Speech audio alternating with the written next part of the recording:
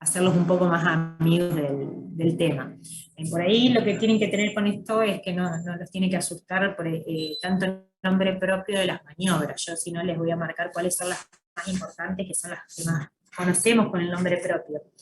Lo principal es que vean, que tengamos una buena semiología, una buena anamnesis, y después que sepan qué maniobra le tenemos que hacer, o sea, pero qué movimientos tiene que hacer el paciente para que yo lo examine. Tiene que rotar, estoy rotando, estoy extendiendo, estoy flexionando, ya lo vamos a ver, ¿sí? Pero lo primero que les digo es no se vuelvan locos con los nombres propios. Vamos a alargar, que no hay nadie más esperando. Primero, como introducción, para el razonamiento clínico, la elaboración de una historia clínica detallada, una anamnesis lógica y ordenada en el proceso diagnóstico, la empatía durante el contacto con el paciente y la comprensión del contexto psicosocial son condiciones imprescindibles para garantizar la calidad del acto médico, ¿sí? Nosotros, en anamnesis, los síntomas más importantes que vamos a tener en soma para el dolor articular a la cabeza, motivo de cuenta, el dolor articular, espérenme un segundo, más, dolor articular, la rigidez articular, la impotencia funcional. Puede consultar el paciente por tumefacción, aumento de... ¿se escucha? Alguien tiene el micrófono abierto, me parece. Tumefacción o aumento del volumen en una articulación y ruidos articulares, ¿sí? Entonces, ¿cómo vamos a semiografiar? El dolor, lo importante es la aparición, la antigüedad, no es lo mismo un dolor que empezó hace 2, 3 días, bien agudo, o van a ver con las artritis que las separamos en 6 meses, 6 semanas, perdón, o más de 6 semanas, el tiempo de evolución, cómo fue esa evolución en intensidad, por ejemplo, si fue aumentando, si fue disminuyendo, o si tomó algo agravante y atenuante para que ese dolor se vea, ¿sí? La localización, si el dolor permanece localizado o se irradia a algún lado, por ejemplo que estoy con un dolor lumbar pero se me va a la pierna todo por detrás, yo puedo pensar en una hernia de disco, o un dolor lumbar que se me viene a la ingle, puedo pensar que el paciente tiene un cólico renal, ¿sí? Para que vean que no solo es soma esto. El tipo de dolor no es lo mismo un dolor punzante, un dolor... en soma van a ver que ahora les voy a mostrar cuando pensamos en dolores mecánicos o en dolores inflamatorios. No es lo mismo que duela cuando subimos una escalera que la articulación me duela en reposo, ¿sí? Tenemos dolores mecánicos, dolores inflamatorios. La intensidad, que ya vamos a ver cómo se calcula, y los agravantes o atenuantes. El dolor puede estar localizado en el esqueleto axial, o sea, puede ser columna cervical, dorsal, lumbar, o en sacroiliacas, o puede ser un dolor periférico que le duela las manos, la muñeca, el tobillo, la rodilla. Pueden ser grandes o pequeñas articulaciones, hombro, rodilla, cadera son grandes, las otras ya las clasificamos, tobillo, las otras ya las clasificamos como pequeñas articulaciones. El dolor puede ser simétrico o asimétrico, por ejemplo, un dolor poliarticular simétrico que esté en las dos manos. Puede ser, según el número de articulaciones comprometidas, monoarticular, oligo o poliarticular. Una articulación, hasta 4 articulaciones, poliarticular es más de 5 o más, ¿sí? 1 hasta 4, 5 o más. Y según la forma de presentación puede ser un dolor migratriz, a medida que la inflamación desaparece en un lugar, aparece en otro, ¿sí? Que ahí tenemos 2 ejemplos como el reumatismo palindrómico, la artritis gonocócica, o un dolor aditivo, se agrega una nueva articulación, por ejemplo en la artritis reumatoidea. Dijimos la antigüedad del dolor, en agudo crónico, y lo separamos del corte en 6 semanas. Van a ver que le damos mucha importancia, por ejemplo, cuando viene una paciente con un dolor poliarticular, que le duelen las dos manos de forma simétrica. Si el dolor duele más de 6 semanas, nos hace pensar en ciertas patologías. Si el dolor tiene menos de 6 semanas de evolución, nos hace pensar en otras. Por ejemplo, que tenga 3, 4 semanas, podemos pensar en una artritis viral, ¿sí? Que tenga 8 semanas, 12 semanas, pues nos tiene que hacer pensar posiblemente en una artritis reumatoidea. Dolor poliarticular simétrico, tenemos que pensar. Entonces el dolor lo vamos a separar en 6 semanas. Esto es muy importante, que es las características del dolor. Acá entraba, por ejemplo, el diagnóstico diferencial entre artrosis y artritis, me plantearon. Que a mí lo que más me interesa es que sepan diferenciar el tipo de dolor para ver en qué patología vamos a pensar después, más adelante, cuando ya están más relacionados con las enfermedades. El dolor mecánico es un dolor que por lo general aumenta, esto se tiene que aumenta con el ejercicio. El mecánico es el que mejora, es el albañil que está trabajando y le duele la columna porque se agacha, levanta ladrillo, se vuelve a agachar, o el que sube y baja de escaleras, ¿sí? En cambio, el dolor inflamatorio es el que aparece cuando estamos acostados. Es un paciente que se despierta con un dolor lumbar a las 5 de la mañana. Hay enfermedades, como las espondiloartropatías, que producen ese tipo de dolor. Presentan rigidez matinal, que ahora ya vamos a ver qué es la rigidez, que puede durar menos de 15 minutos, más de 30 minutos. Ahí tenemos un gris en el medio, pero sepan que si es más de 30 minutos, posiblemente inflamatorio. Que haya signos de inflamación o no. Signo de inflamación es que esté caliente la articulación, que esté aumentada de tamaño, ¿sí? Que la palpemos, dolor, calor, eritema local, que ahora también lo vamos a ver, y puede tener o no compromisos sistémicos. Por ejemplo, el lupus, que es una enfermedad que me produce una poliartritis, no solo es artritis, se acompaña de rash facial, fotosensibilidad, aftas en la boca, caída de cabello, ¿sí? Pero lo principal es las características inflamatorias y mecánicas. Siempre preguntamos esto, ¿duele en reposo o duele en el movimiento?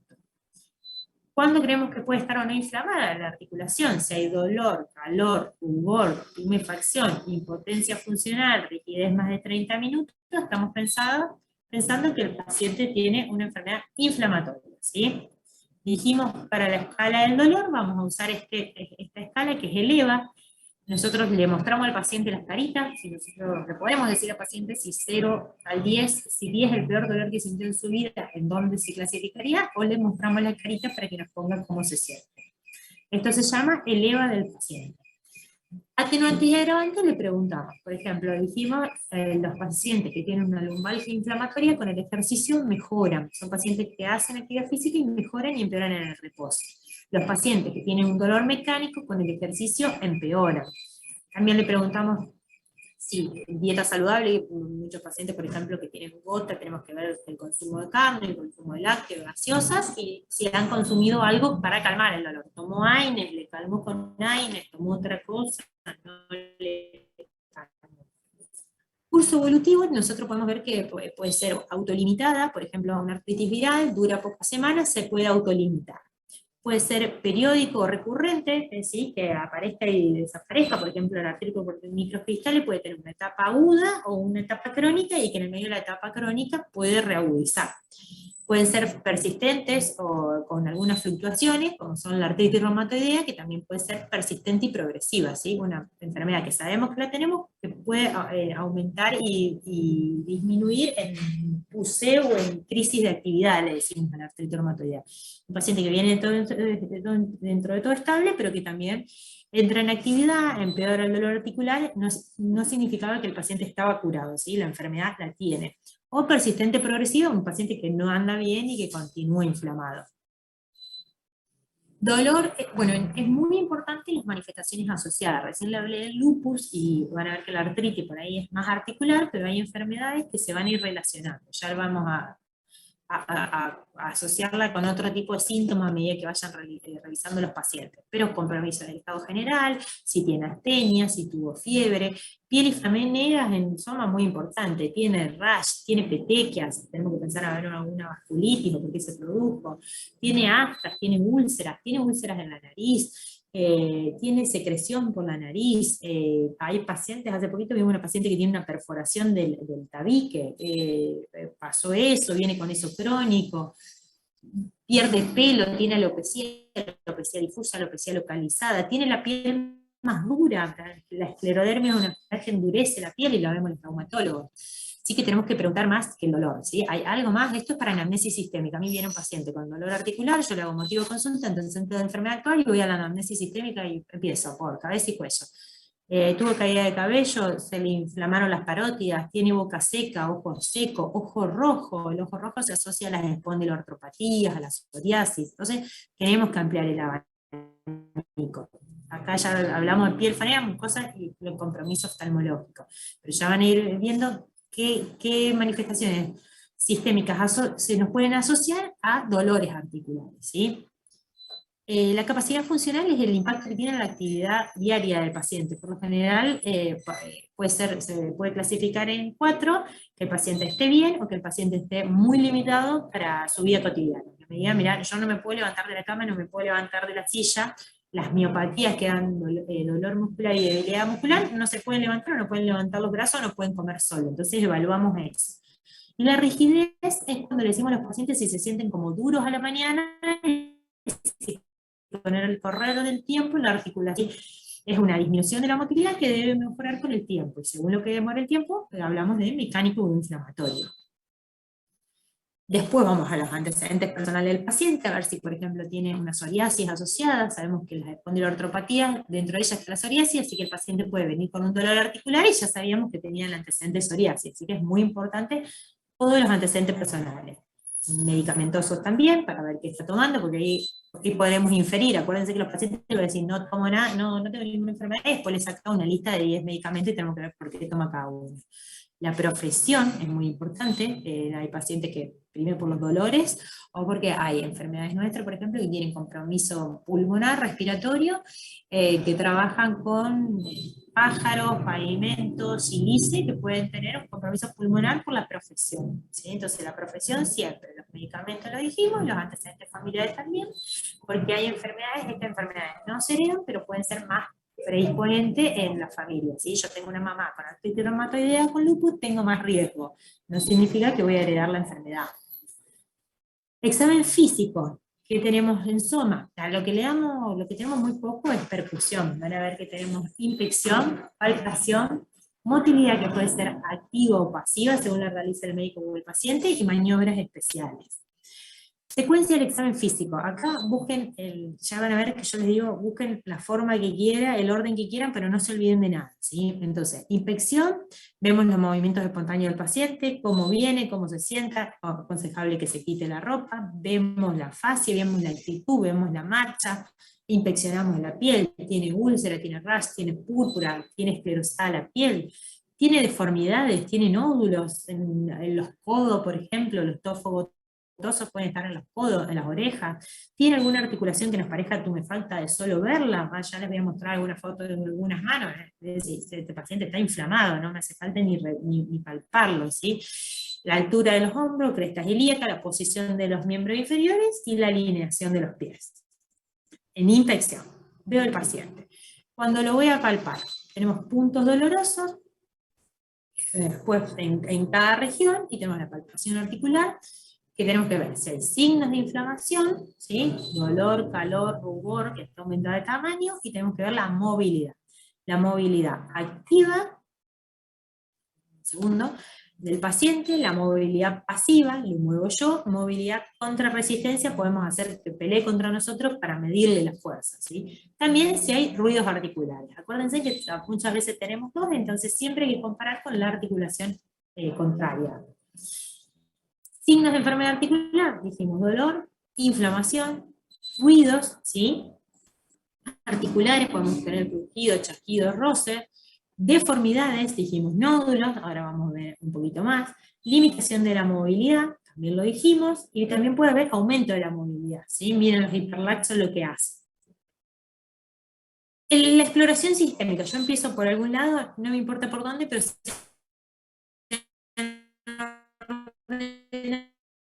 omitir nada, decir, bueno, yo por lo general empiezo por la cabeza, entonces las manos, voy a los hombros, pero por donde quieran, pero para no... La columna lumbar, sabemos que tenemos columna cervical, dorsal, lumbar y sacrocoxigia. Nosotros vamos a hacer una inspección, vamos a ver la alineación en los planos sagitales y transversales, la palpación de las apófisis espinosas, ver si tiene algún punto doloroso, puntos occipitales y a nivel de los trapecios. Hay una enfermedad que se llama fibromialgia, que son múltiples puntos dolorosos, que nosotros tenemos que tocar los 18 puntos para ver cuál le duele al paciente. Ahí tenemos, por ejemplo, los puntos occipitales y de trapecio. Esto es lo que yo le decía, por ahí no se acuerdan el nombre propio de la maniobra, no tiene, pero sí qué movilidad tiene la columna. Yo digo, bueno, la columna cervical se flexiona, se extiende, se rota, se lateraliza. Tampoco por ahí es necesario que se sepan perfecto los numeritos de cuánto, 25, 55, pero que sepan cuándo es patológico. Viene un paciente, me mira de frente, no rota, o rota 10 grados en la cabeza, bueno, esa columna cervical algo tiene, ¿sí? Una rodilla, ahora vamos a rodilla, la flexionamos, no la logra flexionar y algo tiene ese paciente, ¿sí? Porque no quiero que se vuelva loco tampoco sabiendo cuánto numerito, si después yo en un examen, yo en el final por ahí pregunto mucho, le hago un movimiento con el hombro y le estoy preguntando, ¿qué hago con el hombro? Yo quiero que me contesten rotación interna, rotación externa, ¿sí? Entonces, no se vuelvan locos con los números, sepan cómo revisamos cada articulación. O si viene un paciente con una cervicalgia, usted me dice, bueno, yo voy a ver la flexión, la extensión, la rotación y la lateralización de la cervical. Nosotros acá mezclamos un poco, pero tenemos que saber la sensibilidad porque lo vamos a revisar y esto muchas veces lo hacemos con el martillo, con el pincho toco, sí, pero donde por lo general el machetito es este y andamos con esto en el bolsillo, no tenemos problema. C6, C7, C8. ¿Por qué? Porque el paciente puede venir porque dice que se le duerme la mano, le hormiguea. Al reumatólogo, ¿sí? No es que el paciente va al neurólogo, por eso lo tenemos que revisar entero. ¿Qué más vamos a sacar? Los reflejos. Reflejo bicipital, vamos a percutir en el tendón del bíceps, la respuesta tiene que ser la flexión del antebrazo, ven ahí, hace así, esto en la clase de semio, por favor practíquenlo, todo lo que son los reflejos, y el centro este es C5, ¿quién está respondiendo ahí? C5. Esto no tenemos respuesta, tenemos que pensar que la raíz de C5 está afectada. El tricipital, vean cómo el médico percute el tendón del tríceps, ahí la respuesta es la extensión del brazo. Ven que percutimos acá y lo que hace es extender el brazo. La respuesta es C6, C7. No tenemos reflejo, tenemos que pensar que la raíz C6, C7 está afectada. En la muñeca tenemos el reflejo estilo radial, que las raíces son C5, C6, apófisis estilo radial de la muñeca, que lo que produce es una flexión del antebrazo y supinación. ¿Sí? Y tenemos el reflejo cubital, que lo que produce es una pronación, y tenemos afectación ahí de la C7, C8. Esto es muy, ¿cómo es? Es muy clínico, así que practíquenlo, es difícil por ahí en una clase. Yo se los muestro, sepan qué raíz, pero vayan a la clase semia practicado. Esta es la maniobra de Spurling, que no se ve ahí arriba, se inclina la cabeza del paciente, se rota y se comprime, y el paciente nos tiene que decir si tiene dolor. Y ahí, pues, si el paciente tiene dolor, podemos pensar que tiene una compresión de alguna de las raíces nerviosas, ¿sí? Otra que se puede hacer en realidad es Valsalva, que prácticamente no la hacemos, se me fue la fotito acá porque podemos hacerle un no, perdón, Valsalva sí, Valsalva es inspiración forzada y glotis cerrada, es hacer fuerza, ¿sí? Sin respirar, ¿se entiende eso, Valsalva? Eso incrementa la presión intratecal y puede haber un dolor radicular.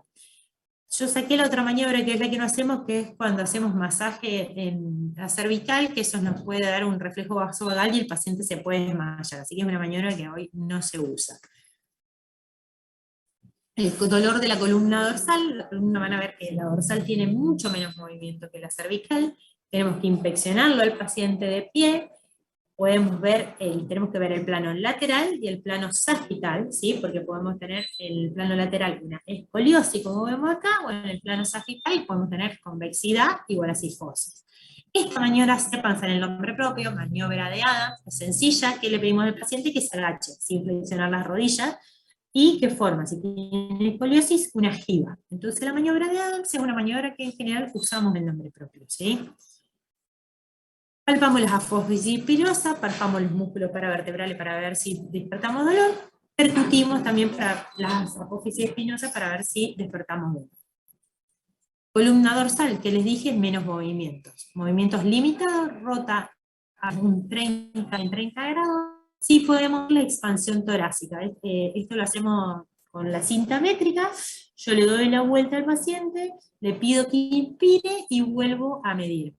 Menos de 2,5 diferencia, se habla de que está reducida. Hay enfermedades como la espondiloartropatía que dan anquilosis y hace que no podamos mover bien, que las articulaciones estén anquilosadas, no expanden, entonces el paciente limita. Y a mí esto para qué me sirve, porque yo lo mido todos los años y veo si con los años el paciente está respondiendo o se está anquilosando y está peor.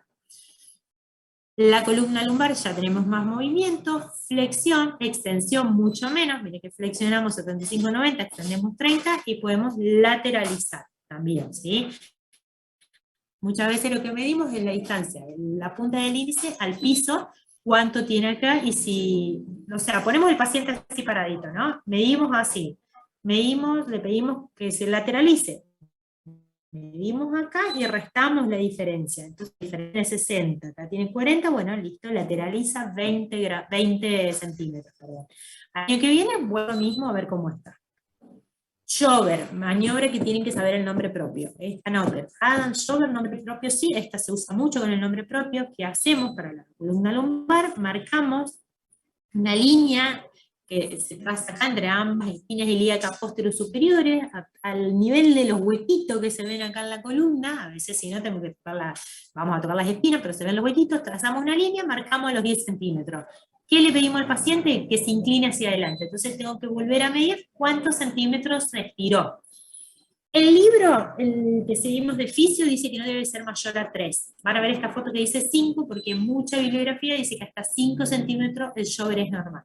Si un paciente está así, ¿cuándo es anormal? Mido 10, lo hago flexionarse, le hago hacer, ¿qué estamos haciendo? Adams, ¿sí? Lo estoy haciendo inclinar para adelante, mido, y mide 12, o sea, ese paciente extendió 2 centímetros y esa maniobra de shower es patológica. También me sirve para seguir muchas enfermedades como las espondiloartropatías. Las fotos las veo hoy, y en un año lo puedo controlar a ver cómo está.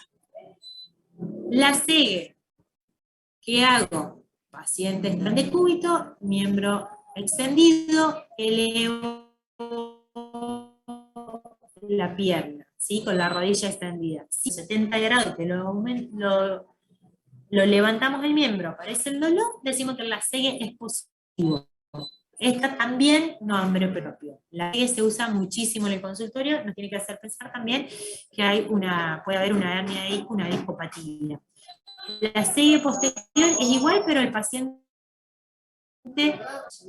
en decúbito prono se extiende el muslo con la rodilla. Si el paciente con el miembro flexionado es para arriba, y si el paciente tiene dolor nos tiene que hacer pensar que tiene una radiculopatía de L4. Por lo general usamos la serie. Esta fotito que están viendo. Bragar, esta es un nombre propio que prácticamente no lo usamos. Entonces, nombre propio que hay que saber por ahora, Adam Shover, la serie. El bragar es muy similar a la CEG en realidad. Luego que hacemos en la CEG, cuando el paciente va bajando la pierna, nos avisa que le dejó de doler, le dejó de doler la columna lumbar, el dolor pasó, le dejó de tirar la pierna, y se hace una dorsiflexión del pie para ver si le duele. Si duele, el bragar es positivo. Otra maniobra para columna lumbar, la maniobra de Neri reforzada. Tampoco se usa mucho por nombre propio, ¿estamos? Cuantos más sepan, mejor, pero si ustedes me dicen, Adam, Shover, la CEGE, no pueden no saberla. Neri, el paciente está sentado, con los miembros colgados, es muy parecida a la primera que vimos de Spurling, en realidad, con el paciente sentado, se le pide al paciente que extienda el miembro, y con una flexión pasiva de la cabeza, y nos avisa también si siente dolor en la pierna o en la columna. ¿Sí? Es un dolor radicular, por lo general nace en la columna, pero se extiende hacia abajo. El neri es perdón que acá me salía el neri es cuando el paciente baja la cabeza, pero el neri reforzada es neri. Si la prueba anterior negativa, que hace que el paciente levante la pierna hasta el punto máximo si es posible. Sí, entonces ahí tenemos que ver si presenta dolor al flexionar la cabeza. ¿Entendió? Porque me parece que me la compliqué cuando se las quise explicar. Ustedes avisen si no entienden, ¿sí? Sensibilidad. También con el mapita de nuevo, nos macheteamos S1, L5, L4. Pincho, toco con el martillito. Nosotros tenemos que ir tocando y pinchando. El paciente le hacemos cerrar los ojos y le preguntamos si sienten todo igual, ¿sí? Si tiene debilidad en la dorsiflexión del primer dedo del pie, tenemos que pensar que hay un compromiso del E5, ¿sí? Estas son cosas para machetearse. Si tiene problemas para la flexión plantar, hay que descartar un compromiso de S1. reflejo rotuliano, este lo van a conocer más los de miembros superiores, me parece, se percute en tendón del cuádriceps, ven que la pierna siempre tiene que estar relajada y acuérdense de que al paciente hay que intentar distraerlo, si no el paciente te corrige los reflejos, ¿no? Bueno señora, ¿cuántos nietos tiene? ¿Cómo se llama? Y ahí le pegan con el martillito, si no uno esa cosa la puede controlar como por ejemplo la frecuencia respiratoria. La respuesta es la extensión de la pierna y es de L4. Reflejo aquiliano, el paciente, yo lo hago siempre acostado, pero puede estar sentado, pero imaginen que sea un abuelo de 70 años y lo tiene que sentar a la silla, no vamos nunca. Acá lo que hacemos es flexionar, también hacemos que relaje el pie, le estamos hablando de otra cosa, percutimos el tendón de Aquiles.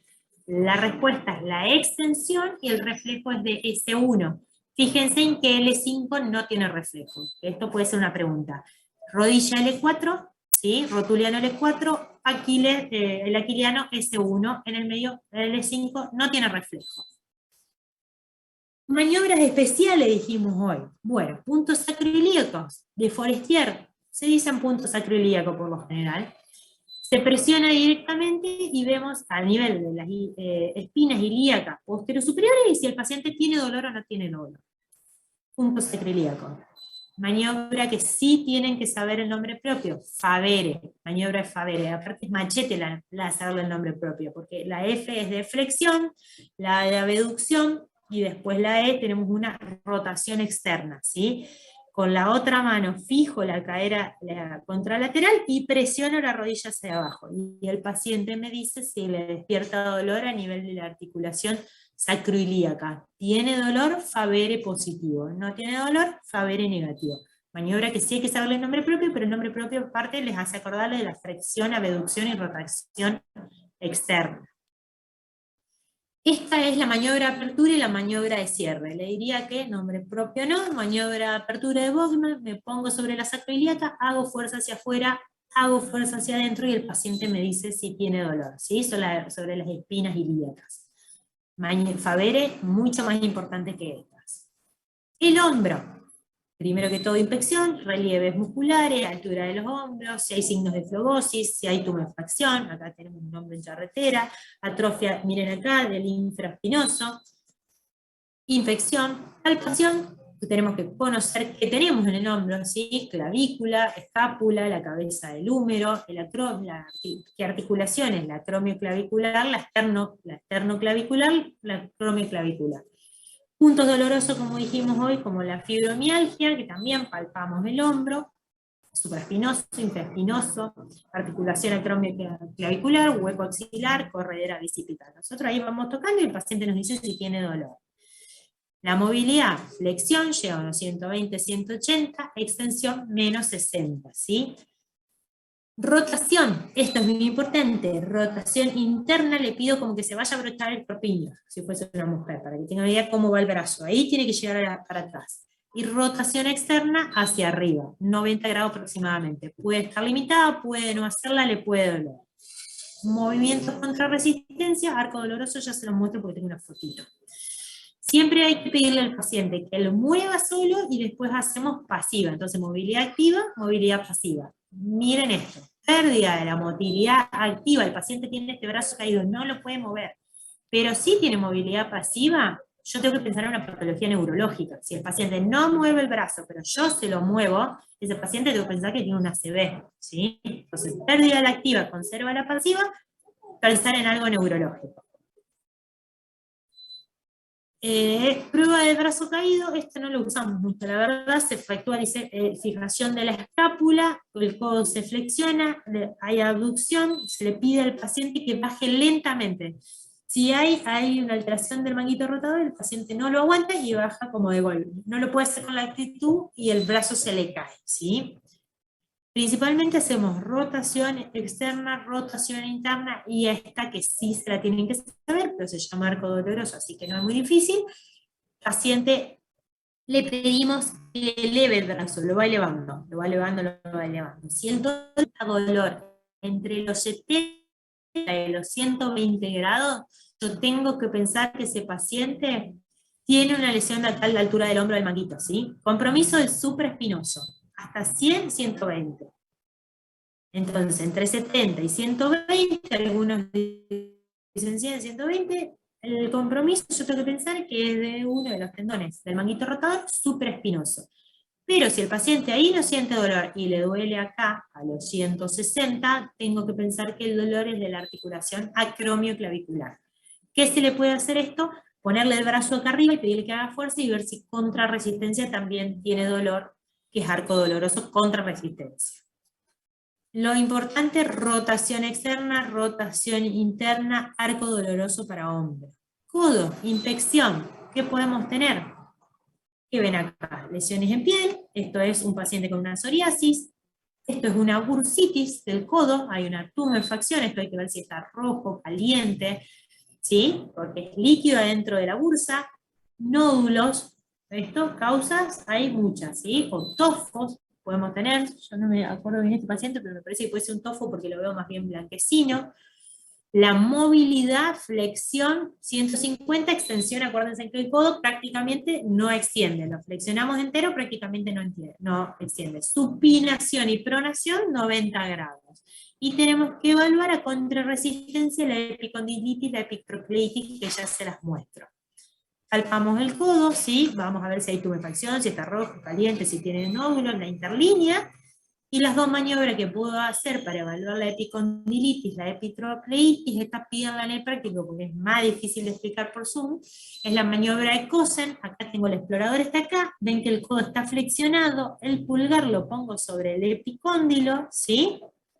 El paciente tiene el puño cerrado y lo extiende, mientras el explorador hace contrarresistencia. Entonces me tiene que decir si acá despierta dolor. Espero que se entienda esto, pero practíquenlo en semiología, léanlo y practíquenlo porque es más fácil cuando uno lo ve.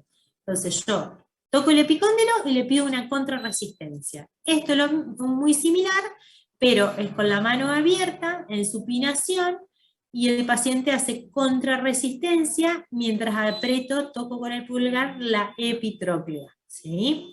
Brazo en flexión, mano en supinación, contrarresistencia y palpo la epitróclea y me dice si tiene dolor. Epicondilitis, codo del tenista, que posiblemente sí lo escuchen, y la epitrocleitis. Articulación de la muñeca, infección, ¿sí?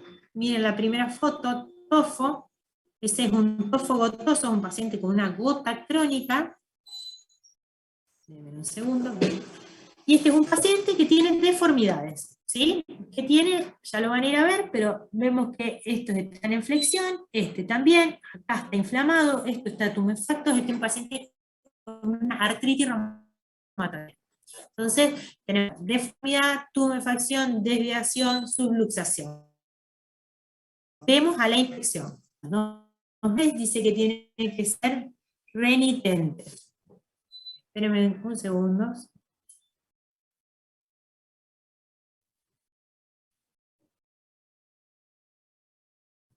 Espérenme un segundo.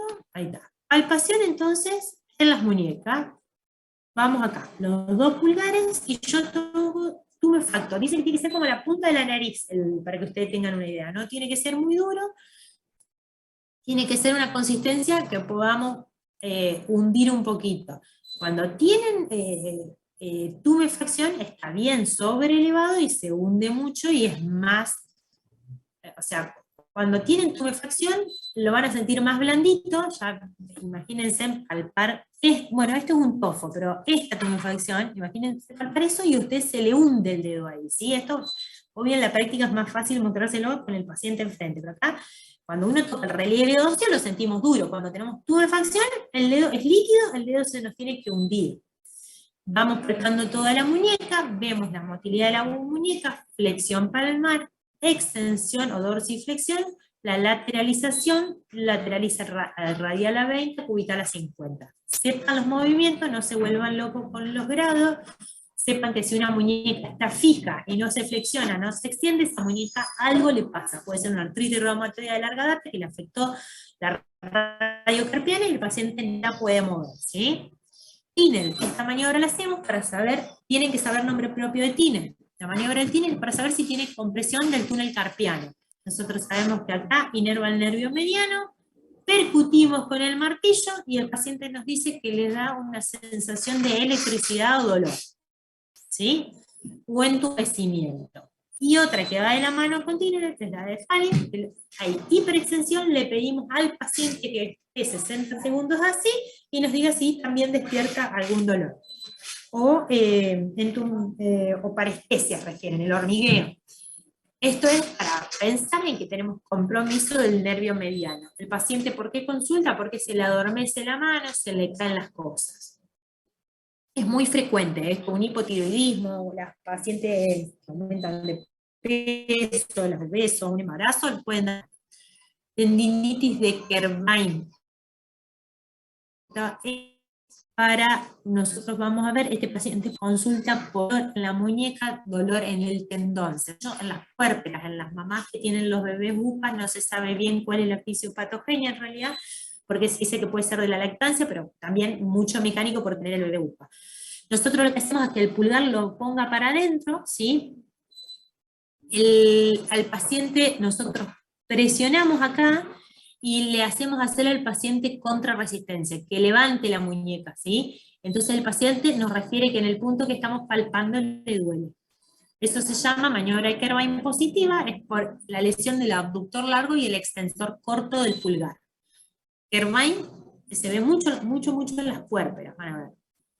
Las articulaciones de la mano, infección, tenemos la región tenar, hipotenar, digital, vemos la palma, vemos que no tienen telangiectasia, por ejemplo, que son unos puntitos rojos, no sé si tengo foto, pero si no después les puedo pasar, que se ven en pacientes, por ejemplo, con esclerodermia, que no tienen la retracción, los pacientes que pueden tener como una mano en garra, en retracción,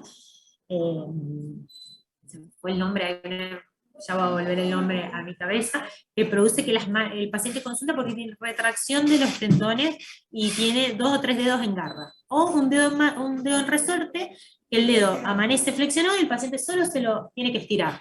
El grado más severo es que no se lo llega a estirar, pero si no, el paciente se lo corrige. Entonces, inspeccionamos. ¿Qué son estas manos? ¿Qué tenemos acá? La inspección de los dedos, cambio de coloración. Esto se llama síndrome de Raynaud. Se escribe Raynaud. Los pacientes refieren que tienen cambio de coloración con el frío. Nosotros tenemos que estudiar si este paciente es solo por el frío o hay una enfermedad de base que lo produce. ¿Qué tiene estas manos? Vemos que está más rojo en las interfalángicas y en las metacarpofalángicas. Este es un paciente que tiene una dermatomiositis, una enfermedad que afecta al músculo y la piel. Entonces inspeccionamos y por lo menos que le llame la atención esas lesiones. Esta paciente, ¿qué tiene? No tiene arrugas en la mano. Ven que no tiene arrugas y que la mano está en garra. Tiene una esclerodermia, una esclerosis. Se le esclerosó la piel, la mano está en garra, tira. Todos estos pacientes son nuestros, ¿no? De míos o de las reumatólogas que trabajan conmigo. Esta paciente, isquemia. Esta chica no tenemos la causa todavía, pero hizo isquemia de los 2 dedos, de todos los dedos, estos dedos los pierde. Puede ser una vasculitis, un síndrome antifosfolípido, que le esté causando esto. Y tiene también manchas acá en la piel, también nos hizo, a ver, esto se puede biopsiar, esto no lo podemos biopsiar, tenemos toda necrosis, pero para que vean que la infección es importante.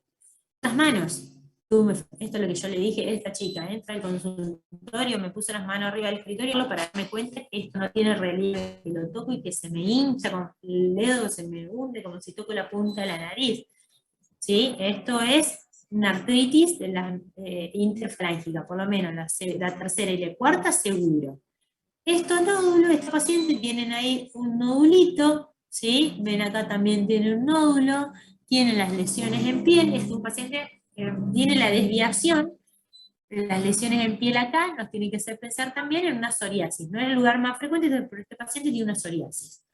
Tenemos estos nódulos acá que se llaman, son distintos, es distinta esta mano, esta es una abuela, estos se llaman nódulos de Heberden, son nódulos de artrosis. Este es un dedo que ven que tiene una flexión ahí, esto se llama dedo en cuello de cisne, y acá tenemos unas uñas que también es muy importante inspeccionarlas, estas son uñas por una psoriasis. ¿Qué vemos acá en la mano? El valle de las metacarpos. Le pido al paciente que haga esto y si no tiene inflamación debería verse eso que se hunde. Cuando hay tumefacción, esto se sobreleva, ¿sí? palpo, ¿cómo palpo? Pongo con una mano tomo los dos dedos, lo que yo intento es que el líquido se concentre en un lugar y con la otra mano aprieto, ¿ven? Con esta mano estoy tomando los laterales y con esta aprieto y siento la consistencia. Se tienen que hundir y ahí pienso en sinovitis, en artritis. Es dificultoso a veces con pacientes que son muy obesos. Flexión de la metacarpofalángica a 90 grados, extensión de la metacarpofalángica a 20 grados, flexión de las interfalángicas, abducción, aducción, también del pulgar. Fíjense que flexionamos todo, extendemos menos, ¿sí? Flexionamos toda la mano, se extiende menos. Las sensibilidades, lo dijimos hoy, nervio mediano es el que investigamos a ver si el paciente tiene, le investigamos percutiendo acá con la maniobra que dijimos de túnel o Faller. Percutimos a esta altura, el paciente consultó por debilidad de estos dedos o parestesia, hormigueo en la mano. Cadera, no sé por qué lo puse atrás a la cadera. Tenemos que impresionamos al paciente en bifurcación. Vemos las referencias anatómicas como hicimos en el hombro, acá al costado la cabeza del trochanter, palpamos a ver si tiene bursitis. El paciente lo que tenemos que ver si está alineada, se compara la distancia entre los pulgares y ambas espinas ilíacas anterosuperiores, y si vemos que está normal, podemos hacer que el paciente flexione y vemos la diferencia de altura, ¿sí? Ver si hay simetría. ¿Qué es lo más importante? Bueno, Trendelenburg es una maniobra que tenemos que saber.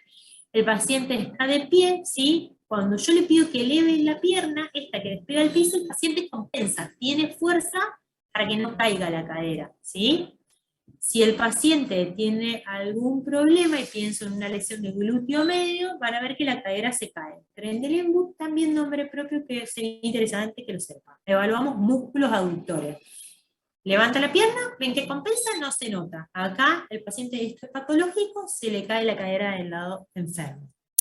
Palpamos el trocante mayor, buscamos a ver si hay dolor, preguntamos si hay dolor de noche, si fuese una bursitis trocanteria que es muy frecuente, también vemos que no haya crujido.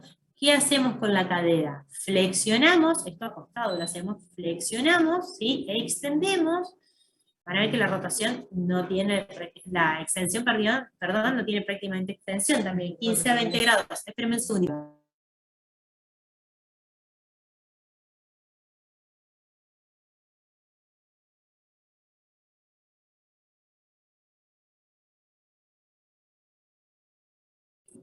Disculpen que me tocaron la puerta y nada que ver. ¿Qué es lo que tienen que saber? Aparte, flexión, extensión, 20 grados, rotación interna, rotación externa. Entonces yo le muevo la cadera interna, rotación interna, rotación externa, ¿sí? Se fue. Inspeccionamos que podemos ver mucho, genuvaro, ¿no? El que no se baja del caballo, genuvalgo, que esté hiperextendido. Las más frecuentes, genuvalgo, estas las conocen más. Vemos la mapa, vemos la rodilla, los reparos anatómicos, sabemos que tenemos la rótula, tenemos tendones por arriba y por abajo, si algo duele, palpamos, tocamos, está roja, caliente, nos impresiona que está distinta a la otra, mucho más grande. Hacemos que el paciente flexione, extienda, rota muy poco, tiene mucha menos movilidad, flexiona que la cadera, ¿no? Flexiona y extiende la rodilla, y este es importante, signo de choque, signo de la tecla. Yo con las dos manos lo que hago es intentar concentrar el líquido abajo de la rótula y presiono. Si la rótula bascula, se hunde, o ustedes sienten que se hunde 1 o 2 centímetros, es porque hay líquido y eso es signo de la tecla o rótula positiva. Practíquenlo esto, se ve muy seguido. Las otras que usamos, y esta la usan mucho los traumatólogos, signo del bostezo, signo del cajón. Flexionamos la rodilla y traccionamos hacia afuera y hacia adentro, y vemos si hay dolor o inestabilidad. Podemos pensar que tiene lesión del ligamento cruzado anterior, lesión del ligamento cruzado posterior. Y acá tenemos el bostezo, que ven cómo tomamos al paciente, acá como que le ponemos un freno y llevamos la pierna hacia afuera. Entonces ahí también, si vemos que está, este evalúa los ligamentos laterales, Si vemos que está como laxa, que se va fácil, tenemos que pensar que tiene un compromiso del ligamento lateral externo. Está mucho de los traumatólogos, porque obviamente ellos son los que trabajan con con los ligamentos laterales externo, interno y lo que es cajón. Nosotros por lo general lo revisamos, pero no yo que hago reumato, por ahí son maniobras que usamos menos. Esta era, perdón, Murray, no, este nombre propio sí que no, Moragas nombre propio sí que no, esta prácticamente no, por nombre propio no las conocemos, ve que estamos con la rodilla en flexión, toma la articulación de la rodilla con los dedos, lo que está es apoyando con los dedos a ver si le despierta dolor cuando en la interlínea así lateral el paciente se efectúa una presión con el pulgar y tratando de llevar la rodilla al valgo, se realiza una rotación externa y vemos si tiene dolor o chasquido. Entonces, presionando con el dedo, tenemos que ver si tiene compromiso del menisco medio. Lo mismo que esta, que es Moragas, pero acá flexionamos para ver si tiene compromiso del menisco lateral. Estas dos se usan, te diría que mucho menos, la usan los traumatólogos, pero no creo que a nadie le pregunten en un examen Moragas y Moragas. Tobillo, de nuevo, inspección, ver el talón de Aquiles, ver si es más grueso que el otro, no, si hay tumefacción, un esguince puede tener un hematoma, los pies en valgo, normal, en varo, ¿sí? Vemos los dedos para adentro, vemos los dedos como empanada para afuera. Tenemos que ver si tiene dolor, presionamos la livia tibio-astragalina, tiene tumefacción, nos impresiona que si tiene líquido, lo flexionamos y extendemos, lo rotamos, hasta eso de qué no, tiene flexión, extensión, y podemos intentar lateralizar y rotarlo y ver si el si el paciente despierta dolor. Maniobra de Thompson, esta es una maniobra que se la van a acordar, es el paciente lo acostamos y el pie lo cuelgas. Nosotros presionamos la pantorrilla y tiene que hacer esto, ¿sí? Tiene que hacer una flexión plantar. Si no hay, es porque tenemos que pensar que el tendón de Aquiles está cortado, ruptura del tendón de Aquiles. Estos pacientes van a ver en los jugadores de fútbol, el paciente está corriendo y se da vuelta para ver quién le pegó. Tienen una taza, no los tocó nadie, se les cortó el Aquiles y después consultan. Por lo general no caminan bien, nosotros lo que hacemos, lo acostamos al paciente, cierro esto, acostamos al paciente, presionamos, maniobra de Thompson, si hay flexión, si está sano, si hay flexión plantar, si lo mueve. No hay flexión, el pie queda quieto, ruptura del tendón de Aquiles. Los pies podemos tener deformidades, algunas pueden ser congénitas, ¿sí? Como el pie bot, pie sambo, que tenemos un pie que van a ver que el bebé nace con esto, no apoya ninguno de los tres sitios normales, que la primera metatarso, la quinta y el talón. Podemos tener un pie plano, o podemos tener un pie equino, que acá hay una flexión plantar. Esto, por ejemplo, los pacientes que están internados mucho tiempo con alguna enfermedad neurológica se puede ver. El pie plano es muy frecuente, ¿no? Vence el arco, no tenemos arco. Pie talo, bueno, este bebé, se produce una flexión dorsal también, puede ser congénita, el bebé nace así. Usted, el principal en adultos, el pie equino, el pie plano anterior, el pie plano lateral, el pie plano anterior. Este paciente que debería pisar así con el primer metatarsofalange y la quinta, vence, tiene pie plano y se le forma un callo y tiene una metatarsalgia y consulta por eso y por hiperkeratosis. Callo es la palabra no médica, ¿no? Se le forma la hiperkeratosis. ¿Qué podemos ver en los dedos? Este arriba no se ve, es el hallux valgus, ¿sí? Van a ver cómo puede ser leve, moderado, grave, que tengamos la desviación de la primer metatarsofalángtica, o podemos tener un pie en garra, fíjense acá están las fotitos, tenemos flexión de todo, interfalángica proximal y distal, pie manso, tenemos flexión de la interfalángica distal, y pie en martillo, tenemos la flexión de la segunda interfalángica proximal. Esto es muy frecuente, pie en martillo, muy frecuente. Palpación, esto se llama maniobra de squeeze, apretamos y el paciente nos dice si le duele. Y si al paciente le duele, pasamos a palpar uno por uno para ver si podemos pensar que tenga sinovitis, inflamación. También palpamos el talón, apretamos ahí y vemos si tiene dolor, puede haber una entesitis, un espolón calcáneo que le produzca dolor al paciente. Movilidad, podemos tener flexión-extensión, abducción, supinación, abducción, pronación, aducción, supinación, ¿sí? Última articulación, no se suiciden todavía, la ATM, esta duele muchas veces en pacientes que bruxan, en pacientes con artritis reumatoidea, movimiento de abrir, apertura bucal, tiene que ser de 3 a 6 centímetros. ¿Qué le pedimos al paciente? Que se meta los dedos a la boca, ya van a ver en el práctico también, con la mano para ver cuántos dedos entran en la boca, ¿sí? Apertura bucal, 3 dedos es normal.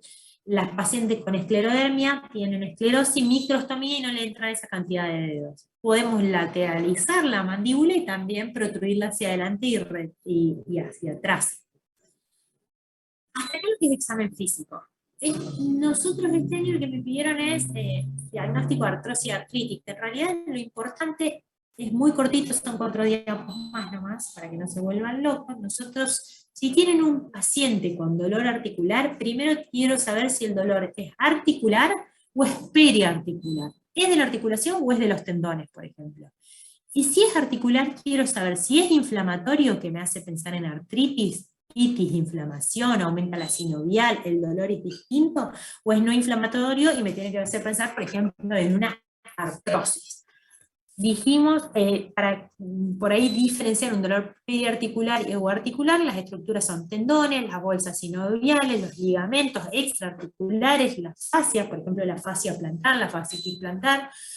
El dolor, por lo general, es localizado, superficial, que se manifiesta con los movimientos activos de la articulación.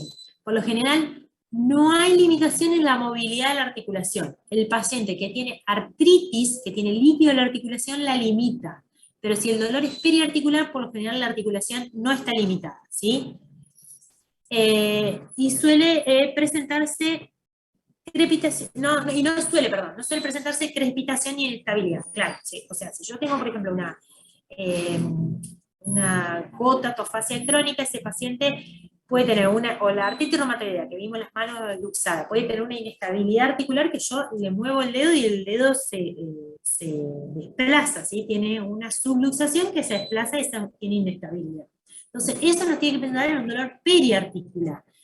Pero cuando es articular, cuando tengo afección del hueso yuxtaarticular, del cartílago, de los ligamentos intraarticulares, del líquido sinovial, de la membrana, o si tengo distensión, tengo que pensar que es articular. El dolor suele ser más profundo, se manifiesta tanto con los movimientos activos y pasivos. ¿Sí? ¿Qué dijimos del periarticular? Movimientos activos, pero no suele doler con los pasivos. El articular, activo y pasivo. Y suele haber derrame, tumefacción, puede tener crepitación, calor local, lo que vimos hace un ratito. ¿Cómo clasificamos? Dijimos monoarticular, oligoarticular hasta 4, o sea, 2, 3 articulaciones comprometidas es oligo, poli 5 o más. Alguna bibliografía dice 4 más o 5 más, pero 5 más. Y el compromiso dijimos que puede ser simétrico, asimétrico, acuérdense en pequeñas, grandes articulaciones, el compromiso puede ser axial de la columna o compromiso periférico. Y para repasar de nuevo, que esto es lo importante para intentar discriminar entre un dolor de una artritis, que la artritis es inflamatoria, o un dolor de artrosis, que es un dolor mecánico. Estas son las características que ya las dijimos y las van a seguir repasando. Acuérdense, la artritis, el dolor aumenta en reposo, el paciente está acostado, duele, el mecánico aumenta con el movimiento. Soy el albañil que levanta ladrillos y me voy. ¿Sí? Bueno, espero que estén todos del otro lado. Preguntas. Y les saqué como